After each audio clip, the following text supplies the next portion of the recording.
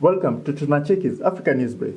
This is Mike Mushi, and in today's topic, we're going to talk about the ongoing United Nations General Assembly that's taking place in New York. So we've been covering the prominent African speeches on our channel. Please make sure to check them out. And in today's news brief, some African presidents at the UN General Assembly have been calling for Africans to have a permanent seat in the Security Council. Let me also underline our support for Security Council reform.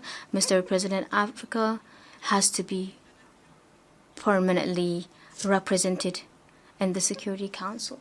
It is indeed unfair that Africa remains the only region in the world that does not have permanent representation on the Security Council, when in fact the major issues, be they demographic, social or environmental, for the whole planet are inextricably linked to Africa.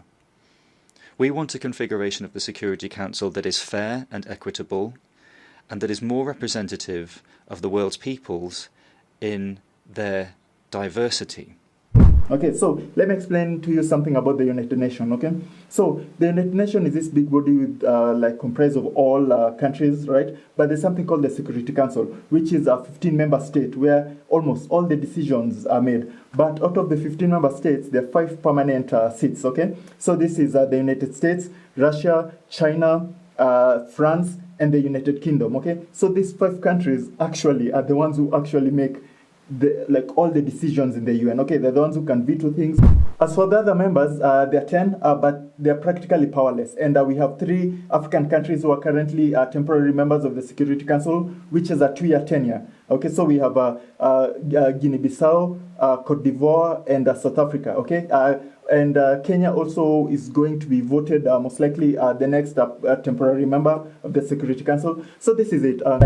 It's Europeans, Asians, and Americans who control what the agenda of the United Nations is right now, currently, based on the Security Council. So for the longest time, Gaddafi, the late Robert Mugabe, they've all been calling for Africa, just even one African country, to have a permanent seat in the United Nations, right? But it's gone through deaf ears. So this is what we're facing today. Africa, after 74 years, still does not have a permanent seat at the Security Council. So let us know what you think about those issues, and make sure to watch all the speeches of your presidents here below. We've done a service to bring for you all those speeches, right?